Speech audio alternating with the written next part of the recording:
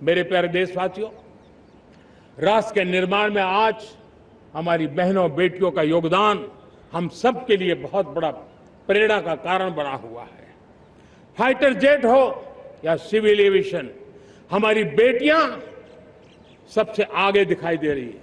खेलकूद का मैदान हो, हमारी बेटियां आगे दिखाई दे रही। स्टेम एजुकेशन में भर्ती होने की प्रक्रिया हो, सबसे ज्यादा हमारी बेटियां आगे दिख रही है। आज सेना में भी एनडीए से जो बच्चियां निकली हैं, वो बड़े रौब के साथ देश की सेना का नेतृत्व करने का सामर्थ्य दिखाने लगी है। मेरी बेटियों की ताकत कैसी है। मैं पिछले दिनों साणंद में एक सेमीकंडक्टर प्लांट में गया। वहां आदिवासी बेटियां, देश के अलग अलग कोने से आई हुई बेटियां काम कर रही थी। वो उस गांव से आई थी जिन्होंने पासपोर्ट क्या होता है पता तक नहीं था। वो बेटियां विदेशों में गई, ट्रेनिंग लेकर के आई और आज चिप निर्माण का काम कर रही है और बड़े कॉन्फिडेंस, मैं जो उनका कॉन्फिडेंस देखा, मैं सचमुच में बहुत प्रभावित हुआ था। आज 3 करोड़ बहनों को हमने लखपति दीदी बनाने का लक्ष्य तय किया था, उसको पार कर लिया। अब हम 6 करोड़ लखपति दीदी बनाने के लक्ष्य को लेकर के आगे बढ़ रहे हैं। 3 करोड़ नई लखपति दीदी बनना मतलब ग्रामीण अर्थव्यवस्था में बहुत बड़ा बदलाव मातृशक्ति के द्वारा आने वाला है। मेरे प्यारे देशवासियों, आज पंचायतों में, नगर पालिका में, महानगर पालिका में बहुत बड़ी मात्रा में हमारी महिलाएं जनप्रतिनिधि बनकर के देश का मार्गदर्शन कर रही है, समस्याओं का समाधान कर रही है, बहुत ही सक्षम नेतृत्व दे रही है।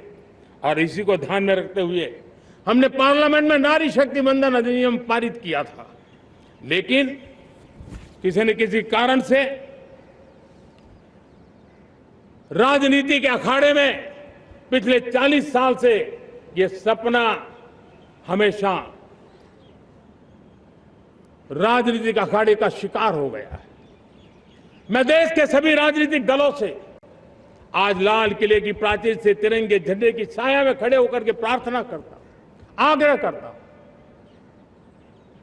आइए उन महिलाओं के सामर्थ्य के पुजारी बनिए, उन महिलाओं के सम्मान में आगे आइए और जल्द से जल्द हमारी माताओं बहनों को 33% विधानसभा और लोकसभा में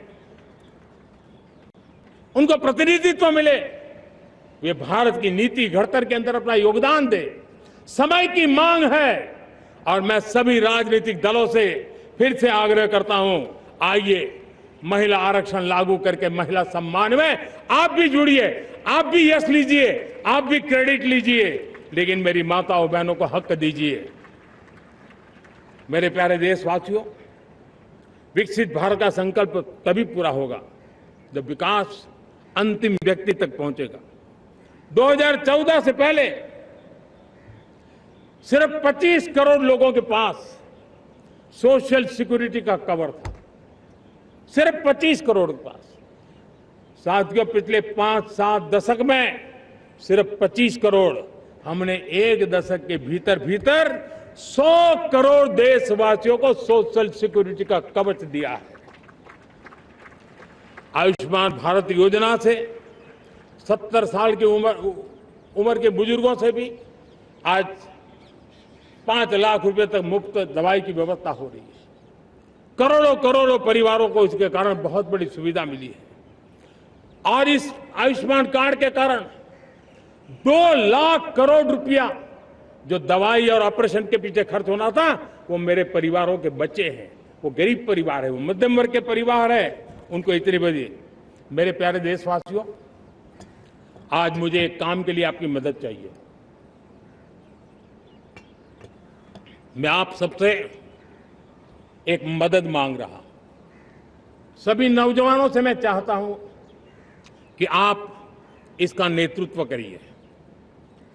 आपका 1 या 2 घंटे देश को बहुत बड़ी शक्ति देने वाले हैं। आपको लगेगा ये 1-2 घंटे में मैं देश की क्या शक्ति, मैं बताता हूं, आप बहुत बड़ी शक्ति बनने वाले हैं। और इसलिए हर घर में वातावरण बने। इन दिनों देश में जनगणना का काम हो रहा है, सेंसस का काम हो रहा है।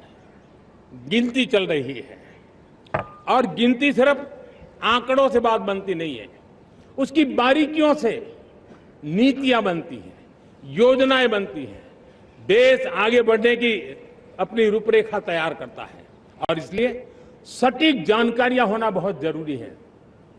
कभी कभी जो सरकार की तरफ से प्रतिनिधि आते हैं वो इतनी जल्दी में होते हैं, कभी स्पेलिंग एक लिख देते हैं, कभी अलग लिख देते हैं और इसके कारण अल्टीमेट परिणाम हमें सही मिलने में दिक्कतें आती हैं।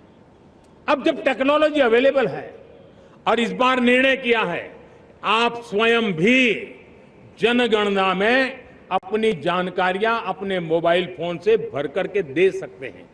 बाद में कोई बाबू आएंगे, कोई प्रतिनिधि आएंगे, आपसे चर्चा करेंगे, लेकिन आप परिवार के सब बैठ करके अगर डिजिटली अपना रजिस्ट्री करवा दे, सारी बारीकियां, स्पेलिंग में भी गलती ना हो, कोई भी जानकारियों में गलती ना हो, आप जितनी परफेक्ट जानकारी देंगे देश को आगे बढ़ने में बहुत बड़ी मदद मिलेगी।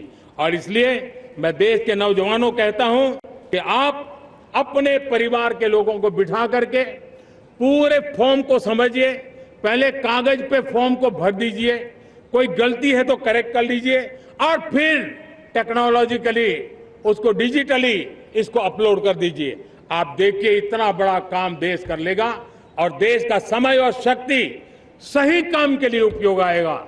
और इसलिए मेरे देश के नौजवानों को जनगणना के इस काम में सक्रियता से जुड़ने के लिए मैं आग्रह करता हूं। मेरे प्यारे देशवासियों, मैंने लाल किले से पंच प्राण की बात कही थी। इस पंच प्राण ने देश को अपने आत्मगौरव की ओर लेकर के आगे बढ़ने का, लक्ष्यों को पार करने के सामर्थ्य के साथ आगे बढ़ने का एक बहुत बड़ा संबल दिया है। हमें गुलामी की मानसिकता हर पल मिटाते ही रहना है। जिस भारत का सपना नेताजी सुभाष चंद्र बोस ने देखा था, बाबा साहब आंबेडकर ने देखा था, पंडित नेहरू ने देखा था, सरदार पटेल, भगत सिंह, सुखदेव राजगुरु ने देखा था, डॉक्टर श्यामा प्रसाद मुखर्जी ने देखा था, भगवान बिरसा मुंडा ने देखा था, ज्योतिबा फुले ने देखा था, उन सब से प्रेरणा लेकर के हम आगे बढ़े। इस संकल्प को हम दोहराए, स्वयं से ऊपर राष्ट्र का हित हो, स्वयं से ऊपर राष्ट्र का हित हो और कर्तव्य ही हमारी पहचान हो। मैं सभी देशवासियों से कहूंगा, समय हमारा है। मैं सभी देशवासियों से कहूंगा, समय हमारा है, अवसर हमारा है, संकल्प हमारा है। आइए सपनों को संकल्प बनाए, संकल्प को सामर्थ्य बनाए और सामर्थ्य को सफलता में बदल के रहे। आइए हर कदम को विकास का कदम बनाए, कदम से कदम मिलाए, मन से मन मिलाए, लक्ष्य से जुड़े रहे। एक दीप से जले दीप हजारों, आओ मिलकर विकसित भारत बनाए। इसी एक भावना के साथ इस मंगल पर्व पर आप सबको अनेक अनेक शुभकामनाएं। मेरे साथ बोलिए, भारत माता की, भारत माता की, भारत माता की, वंदे वंदे वंदे। बहुत बहुत धन्यवाद।